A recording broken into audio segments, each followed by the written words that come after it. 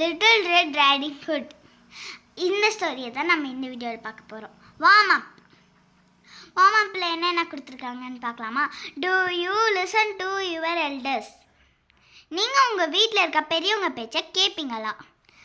பெரியவங்கன்னா எக்ஸாம்பிளுக்கு உங்கள் அம்மா இல்லை அப்பா, தாத்தா இல்லை பாட்டி அந்த மாதிரி சொல்கிறவங்க பேச்சை கேட்பீங்களான்னு இருக்கு.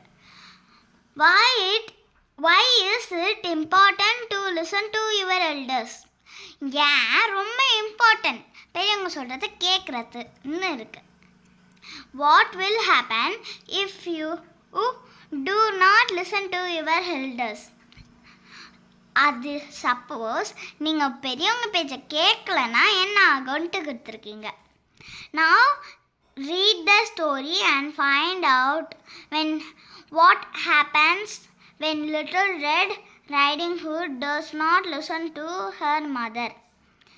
இப்போ நம்ம இந்த ஸ்டோரியை படிச்சுட்டு நம்ம கண்டுபிடிக்கலாம் இந்த லிட்டில் ரெட் ரைடிங் ஹுட் அவங்க அம்மா பேச்சை கேட்காம இருந்ததுனால என்ன நடக்குதுன்ட்டு.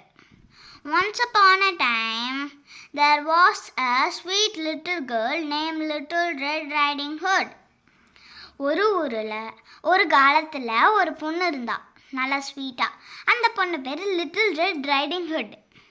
She lives with her mother in a small cottage. அவள் அவங்க அம்மாவோட ஒரு குட்டியான குடிசை வீட்டில் வாழ்ந்திருந்தான். ஓகேவா?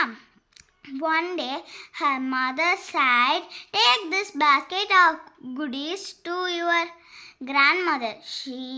She is sick and needs some food." அவங்க அம்மா என்ன சொல்கிறாங்க, ஒரு நாள் அவளை பார்த்து இந்த பாஸ்கெட்டில் குட்டீஸ் எடுத்துகிட்டு போய் உங்கள் கிராண்ட்மதர்னா ஆயா அவங்ககிட்ட போய் கொடு, அவங்க அவங்களுக்கு உடம்பு சரியில்லை, அவங்களுக்கு சாப்பாடு கொஞ்சம் தேவைன்றாங்க. Remember, do not talk to strangers along the way and go straight to her house. அவங்க அம்மா சொல்கிறாங்க, ஞாபகம் வச்சுக்கோ, தெரியாத யாருக்கிட்டையும் நீ பேசக்கூடாது, ஸ்ட்ரைட்டாக ஆயா வீட்டுக்கு தான் போகணுன்றாங்க. ஓகேவா? Okay, Mama, sighed Little Red Riding Hood. Little Red Riding Hood அவங்க அம்மா கிட்ட சொல்கிறா, சரி அம்மான்ட்டு. She put on her red cap and set off through the forest to her grandmother's house. அவகிட்ட ஒரு சிகப்பு நிறத்தில் கேப் இருந்துச்சு.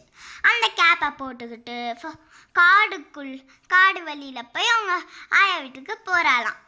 ஓகேவா? இது வரைக்கும் நான் சொல்லி கொடுத்தது உங்கள் எல்லாருக்கும் புரிஞ்சிருக்கோன்னு நினைக்கிறேன். நெக்ஸ்ட் இருக்க பாதியில் அடுத்த வீடியோவில் பார்க்கலாம்.